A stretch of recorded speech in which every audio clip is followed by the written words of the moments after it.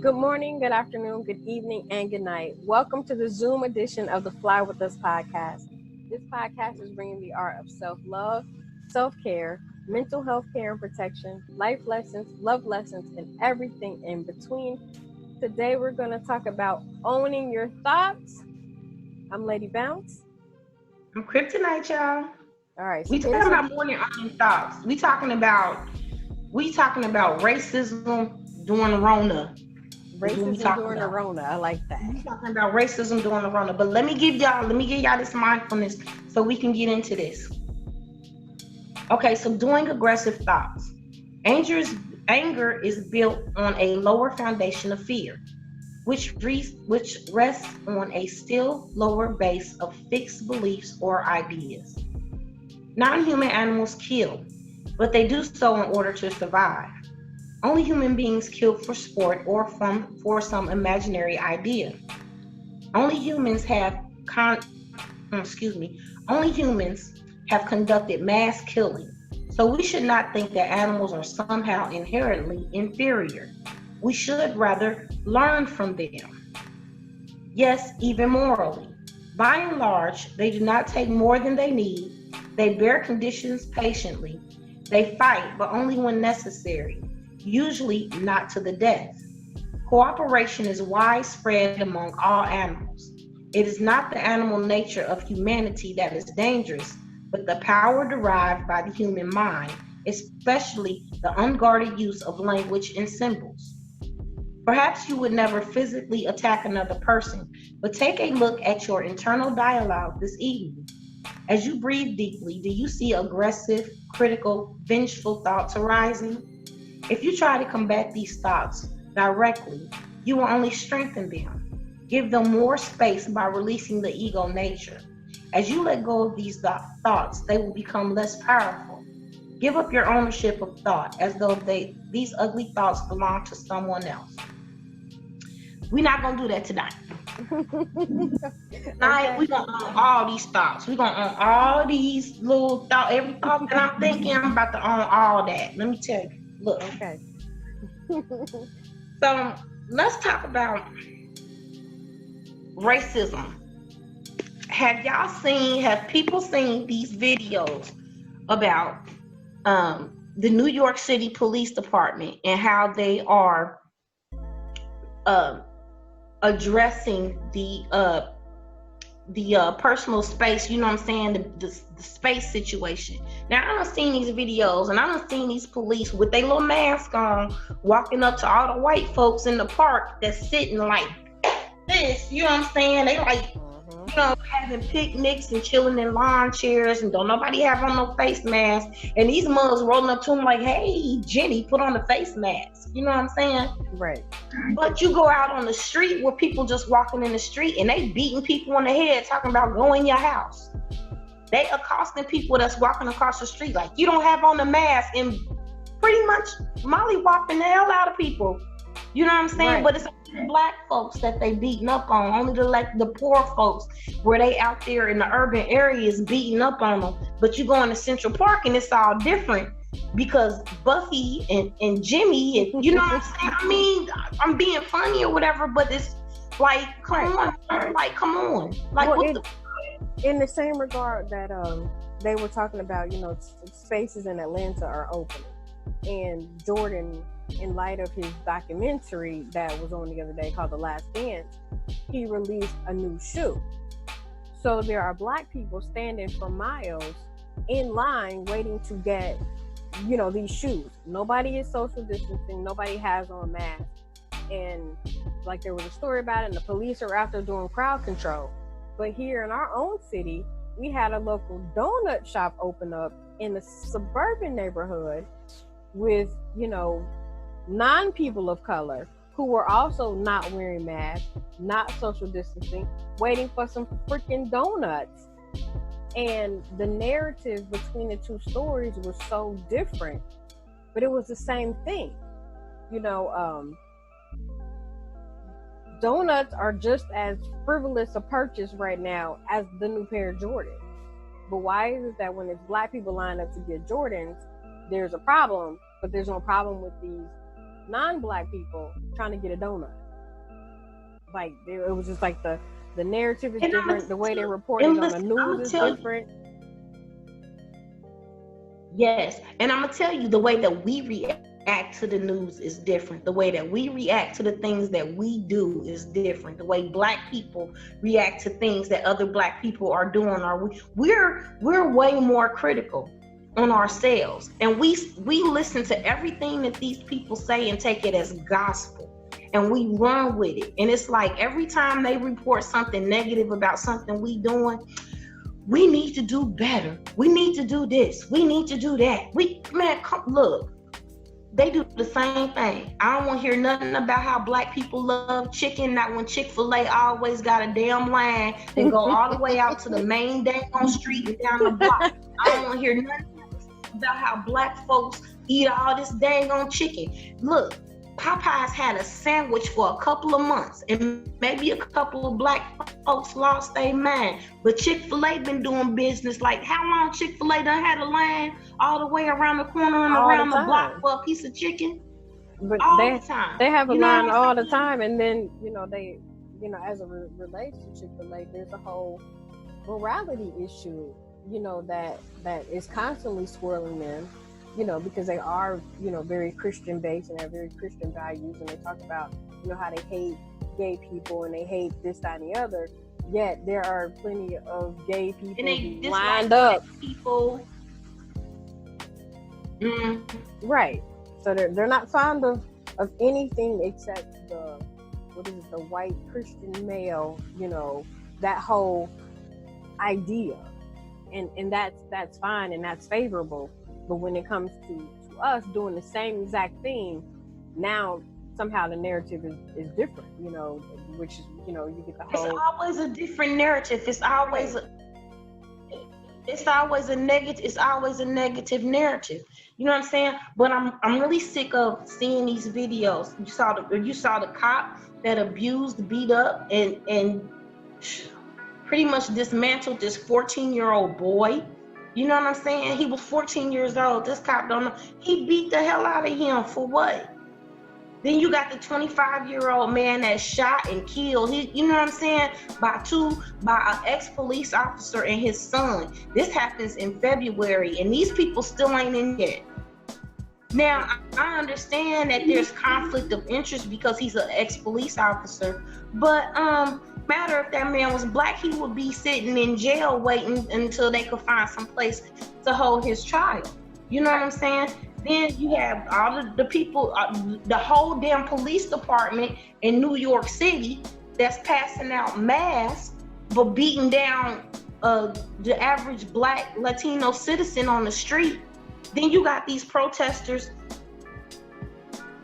This is the one that kills me. You got these protesters up in Michigan that are standing on the governor's at the municipal court building with AK-47s and all these rifles and handguns, and they are in police officers' face, not practicing social distancing. They don't have on no mask or nothing. They up there degrading them and berating them and going off on them. And these police officers is just, they're average citizens. They don't mean anything. Meanwhile, you get a black person with a cell phone and they getting beat the hell down. Yep. Stop. You know what I'm saying? You can't film. Back up. Back away. You know what I'm saying? But you get somebody that you get a black man don't even have a gun, don't even have a weapon, and he getting beat down for standing there just looking. Right. But you don't accost these people with AK-47s, toting guns around, talking about, I need to be free to go to the beach if I want to. I need to be free to go hit the local bar if I want to. My freedom is at stake here. What you need an AK-47 for to protest going to a bar? Well, what is the point of that? There was the whole thing with the AK-47, but then I was also wondering, like, what did the Confederate flags have to do with any of it? Like, if you're protesting, because the Confederate flag is white. That's the white supremacist flag, flat out. Anytime you see a Klan rally, you see a flag and you see a Confederate flag. Right. That's the Klan flag. Period. But I'm saying, like, if if you're protesting because you can't you don't like your government, or you don't agree with what your government is doing, why bring that flag though? You know what I mean? Like I get that, like, that's their symbol, that's their flag, but that really doesn't have anything to do with what you're protesting about. What you're really doing is displaying your pure racism. It's not even, because at that point, it's not even about what you're pissed off about. It's about, how can I exert this false narrative in my head that I somehow have the authority, that what I think and believe is right, and when it relates to people who don't look like me. Because flat out, that's just what that is. I'm a white man, this is my country, and blah, blah, blah. And that's how that works. Now, let me tell you what's sad. What's sad is that right now we have a bill that is been put forth by Senator Kamala Harris. She's a senator or governor? She's a senator, but she was running for president and then she dropped out. Okay. All right. Well, she's got a bill that addresses racial disparities amongst this coronavirus issue. That's fucking sad. We got to have a bill that specifically addresses healthcare, about how to take care of minorities in this country, because this country just won't take care of people. You know what I'm saying? It's ridiculous. Excuse me. And then, I will give it up. Howard University produces more black doctors than any other university in this country. And right now, amidst this bill that has just passed, where these black colleges are getting money, they're coming up with money to build new facilities, and to help with this corona situation. So that's a good thing that they're getting more money that's going, because right now, for real, we need these people. We need these doctors. We need people that look like us, that can understand us. You know what I'm saying? People that not looking at us like we're hypochondriacs, or that understand that our skin is not thicker than white people's skin, or that understand that women and men are different. Right. You know what I'm saying? You can't treat us the same, because we're not the same.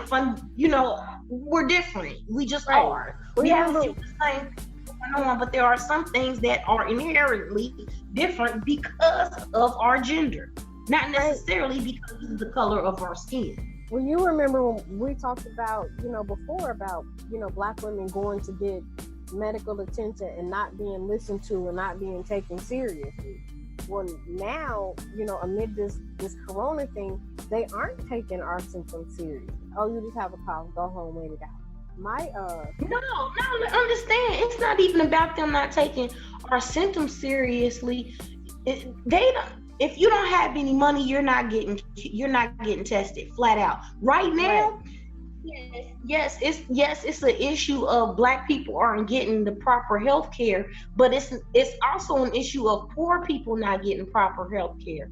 Right. Because if you're in the correct tax bracket, sure, you can get on that ventilator. But if you're not in the right tax bracket, honey, it ain't really making no, never mind. You about to hit that dough. That dough. Well, my assistant principal's brother tested positive for corona. They knew he had it. They told him to go home and self-quarantine. Right. Now, luckily, they had somebody in their family, I guess it suffered from asthma, and they had a breathing machine. And they were able to bring it over to him while he was in quarantine to use it. But, they were just like, I'll go home and self-quarantine, you'll be fine. Like, wait a minute. And he has insurance. But he lives in New York, and it was like, well, our hospital's overcrowded with more severe patients, so our less severe patients. That's a toughie right there. Because that's a toughie right there, because it's New York. And you take a chance, you run a chance of being more infected or being more susceptible by putting yourself in a situation where you're surrounded by people with this illness. So to be honest with you, in that situation, it's probably better for him to self-quarantine if he's just exhibiting symptoms. Mm-hmm. And you know what I'm saying? Because hey, I'm all for this. You know what I'm saying? I don't know if it's gonna work, But based off of what they have told us, I'm like, hey, get one of them big dumb pots that your grandma used to boil chitlins and make collard greens in. Boil you some water, cover your head, and inhale that steam. Get you some some of that menthol. Get some Vicks Vapor Rub, honey. Get you some Vicks Vapor Rub. Put that on your nose, your chest, whatever, and inhale the steam and open yourself up and drink a whole lot of tea. Get that echinacea and lemon tea and drink it, and get you some black elderberry and get you some colloid silver. I'm saying, like, all of that stuff I'm talking about. I do. Right. Well, I got elderberry in my refrigerator right now. I have elderberry tea, wormwood tea, echinacea. Yeah, all of that. I got the extract, the golden seal echinacea extract, the echinacea extract, the black elderberry extract, all of that stuff. I got all of that stuff, and I buy it for other people, and I've given it to everybody in my family that I can give to. If I think you need, I done bought it for mama. I done bought it for my kids. I got a stash at the house. I done gave it to my homie. You know what I'm saying? Like, I'm all for the natural thing. You got to boost your immune system, get it together. They talking about steam kills it. Boy, sit your head over a pot of boiling water and inhale that steam for about 15, 20 minutes. If they said that's what it's gonna do, sweat. They talking about make it like a sauna. Yes, come on then. Let's do that. Let's go ahead and turn on that hot water, close the bathroom door, steam up the mirror, and get yourself together, because these hospitals, they can't help you. Right. Obviously, they cannot help you. And while we talking about it, you know what I'm saying? I want, we like getting off the subject, because I was about to go into something else. So let me stop, because I was gonna let you go. You was rolling. I'm like, go ahead, get it. But see, that's for a different segment. That's for a different show. I don't want to get. That's for a different show. So let's get back on to. We have got what we have to do. We have to realize a few things. First of all, we are in we are at a critical time in history. Not just because of this coronavirus, but because of what this coronavirus has done as far as some of the doors that opened up. And we have to recognize those ways and walk through them. Like right now, we are at a time where the slate, in a way, is open for us. The field is open for us to kind of come in at the ground level and do some things for ourselves as far as our civil rights. This right now, as far as civil rights go, there is no face. There is no one person. There is no one face. Now, let's be very clear. For every face that we've ever had that has led a civil rights movement or has spoken on civil rights, they have erased that face. They have killed them. Okay? Dr. Martin Luther King, Malcolm X, some kind of way they tried to destroy. They tried to destroy Muhammad. They tried to destroy Muhammad Ali. You know what I'm saying? And when they stripped him of his rights and everything to box and make money for himself. I think that for good reason, that a lot of people have been kind of afraid to step into a spotlight like that because of the fact that you get murdered. They will murder your ass, like flat out. So now I believe that it is time for each of us as an individual to pick our lane and choose our role. Where will you stand with this civil rights situation? Where will you stand on the side of yourself? What will you do to ensure that you and your children and your family have the basic freedoms of anybody else in this country and not be that minority? You know what I'm saying? It's time for us to stop spending money with these people. We're in a position right now where we can make moves as entrepreneurs, where we can support one another, where we can be one another's backbone, and stop giving all of this money to these people that don't like us, that don't respect us, that don't care anything about us. You know what I'm saying? And we need to know, like, we need to get into politics, learn who our candidates are, put people in place that care about people, that care about us, and that can make moves on our behalf, whether it be us or whether it be someone that's for us. Because it doesn't necessarily have to be a Black person. All it has to do is be a person that sees the injustices that is brought upon human beings, period, and want to change and want to make that change. And we have to start at the local level to put those people in place that can make the moves and make the changes that we need to see in these systems that oppress us and oppress poor people in general.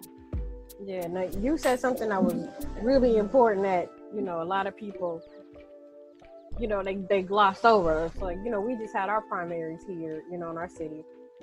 And of course, you know, the people who consider themselves prominent Black people, you know, in the city were like, go down your ballot and vote for everybody that's Black. And I'm like, that's the dumbest stuff I've ever heard in my life. Because just because you're Black doesn't mean that you're for me. You know, exactly. I got plenty of white friends that ride just as hard against racism and ill stuff that happens. And I know plenty of Black people that ride just as hard against Black folk. Show up. And I hate that. It's like, you know, when Obama was running, they're like, oh, vote for him because he's Black. I'm like, I don't care if he's Black. What's he gonna do for me, or what's he gonna do for my people, or the people that I'm cool with? I couldn't care less about what color he is. Like, to me, to say, you know, vote for this person because they Black, you know, like they just graduated 17 new police officers. So one of my Facebook friends made a post about it and was like, and not any of them were Black. So what? One of them is actually Latino. I'm gonna tell you why. No, let me tell you why that matters. That matters because those people are going to police our areas. And so if now it's one thing if they're not racist, that's great. But if these people are racist, then yeah, it matters. Don't come in my hood. Get out of my area. It matters, but even with if you have a police officer who just got inducted in and he is in fact racist, 9 times out of 10, he's not gonna shout that from the rooftop. He's not going to walk through our neighborhood. Right. He's not going to walk through our neighborhood and go, oh, I hate Black people and I'm here to destroy you. They're going to find subtle ways to do it. But see, that's the point. But that's kind of the point of that, though, because that's what they do. It's what they've been doing anyway. You know what I'm saying? I guess it's like anything else. Nothing is 100%. So all cops aren't bad, but all cops aren't good. Like, exactly. Some of those white cops may choose, hey, I want to be in the poor neighborhood because I want to establish a relationship. I do care about these people. I got friends. And if that's the type of cop that they are, then that's fine. That's the type of cop that we welcome. Right. But you know what I'm saying? But you know how that goes. You respond better to somebody that look like you, flat out. You just do. That is true. But at the end of the day, like I told the person on Facebook, they see blue. So at the end of the day, they're going to ride for each other before they ride for any person of color or non-person of color on the street. But see, that's another thing too, because like what you just said, good cop, bad cop. At the end of the day, if they are a good cop, they're not just going to see blue. You know what I'm saying? At the end of the day, that's it. You know. But I get what you're saying too, though. I do. I get what you're saying too. And I wanted to, you know what I'm saying? I also wanted to talk about, you know, since we're talking about racism and everything, have you heard about the new kicker that they have for the New England Patriots? I saw some of it, but you know, I've been boycotting the NFL for years, so I don't really follow the stories. Understand? So, yeah. Okay, so there's a reason that I'm talking about this. His name is Justin. Oh, girl, honey, hold on.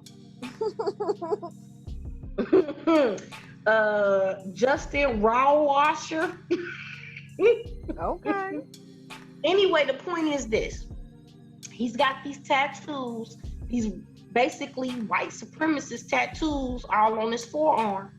He's got this, what they call this 3% tattoo. And basically what this is like a militia group. Now they don't, of course, they don't describe themselves as a militia group, but these people believe in bearing arms.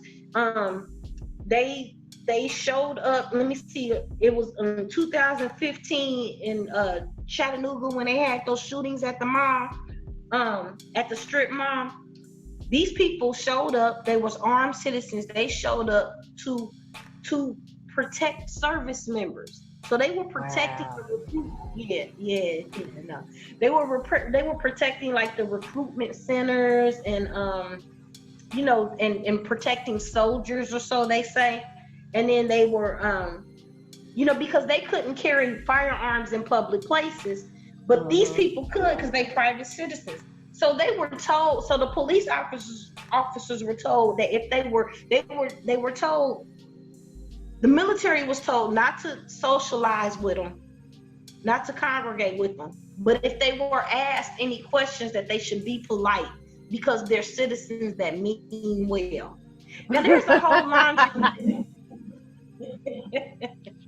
Right. There's a whole laundry list. If you look them up on the internet, if you Google it, and you can Google it. These 3%ers, the ideology behind them is that only 3% of Americans fought against the British back in the day, and so they are the true patriots of the country. So they are the 3%. Right. Well, this is their ideology. So anyway, this guy, Justin Rawwasher, I'm sorry, I do not know. I can't. It's okay. There's no disrespect. I just don't know how to pronounce his name. So Justin Rawwasher, so he's just been drafted as the new kicker for the New England Patriots.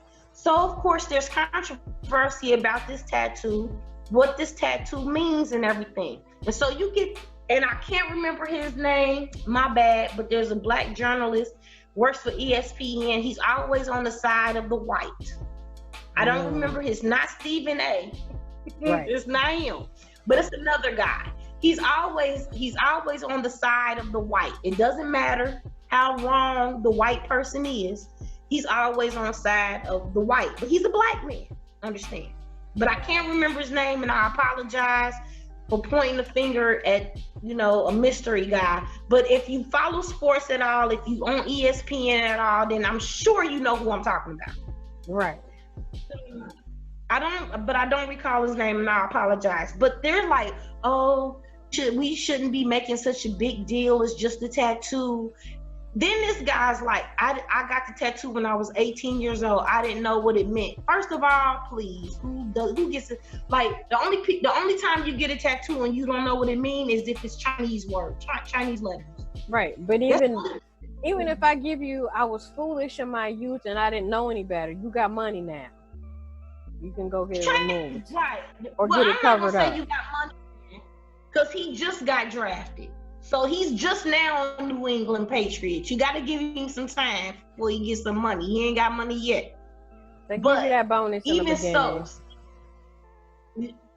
is that how that works? Yeah. But even so though, when you got that tattoo, you knew what it meant. You was 18 years old, and I'm sure you know what it means because your father is probably also a 3%er. I'm sure there are men in your family that told you what that meant. I'm sure that you looked it up. I'm sure that you have followed this ideology for quite some time, and considering the fact that he has other tattoos referencing white supremacy, like freedom or death or something, or liberty or death. That's what it is. Liberty or death is written on his arm, like right around this little 3% tattoo that he has and everything. So his excuse is, oh, I didn't know what it meant. I'm going to change it. I had no idea. Then you have people that's like, well, I played with him. He's a nice guy, blah, blah, blah. Then you got the journalists that's like, oh, well, they're making a big deal out of this and it's really no big thing. But Colin Kaepernick can't wear a dashiki. Right. Colin Kaepernick can't kneel. Other players can't kneel in protest of police violence, but this guy can have a tattoo on his body, on his arm, that everybody's going to see every time he hits the field, every time he's on camera, every time he's up there to kick. We can see that big ass 3% that basically means I am for guns and against your freedoms because I want to pursue my own. When we know what that means, you know what I'm saying? We know what that means. You're for you believe that sheriffs has ultimate authority, the police have ultimate authority, and yet let the police tell you to stay home because of a social distancing order, and you want to get your guns and go stand at the government center and fight against them. Right.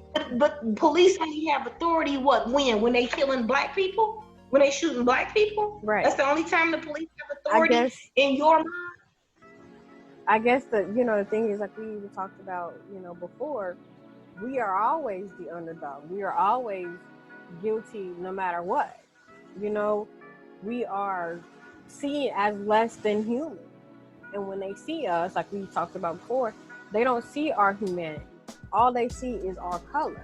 So them seeing our color automatically means that we are a threat when the person who looks like you, who you assume is raised like you give them that, oh, they're just citizens standing up for their rights. But why aren't we citizens standing up for our rights? Because the narrative in this country has been what it has been since the beginning. You know what I'm saying? Since that Birth of a Nation came out with the white dude in black face portraying to be this criminal, and that has been the narrative of black people in this country ever since.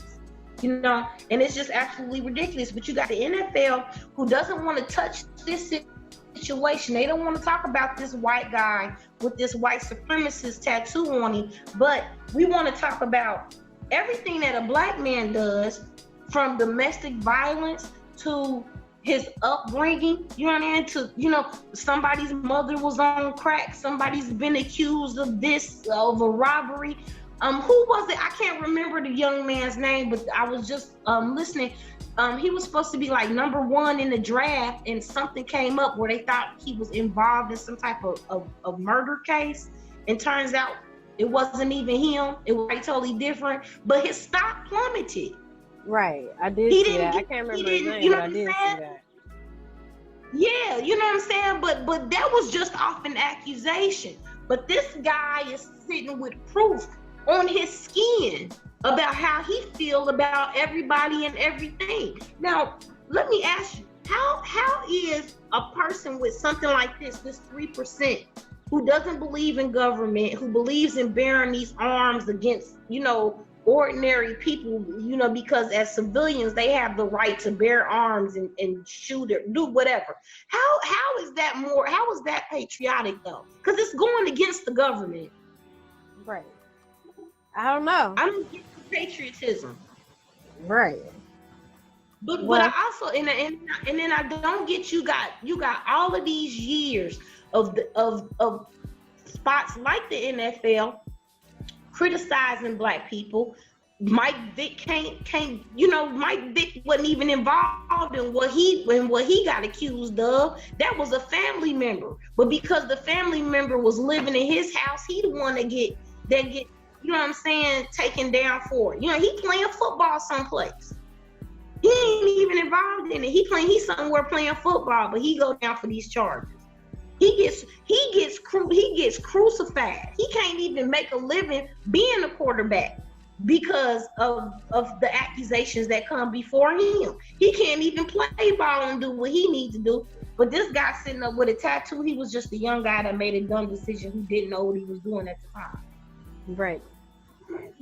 All right. Well, we gotta wrap this up. We gotta hear it go. Yeah. All right. But we may have to table this and do a part 2, because It's something serious, and it's definitely, We want to do a part 2 because we need to figure out. Mm-hmm. We need to figure out where we are, where we're going, and how we get there. We need to organize, strategize, and everybody needs to stop trying to fight one another and find your lane. We can all do the same thing, but in different ways. As long as we have the same goal, however we get there, as long as we work together to get there, let's just get there, because this is bullshit, man. It's bullshit. It's so perfect that you said that, because that leads us right into our self-care assignment for this week. And our self-care assignment says, don't force your good intentions on others.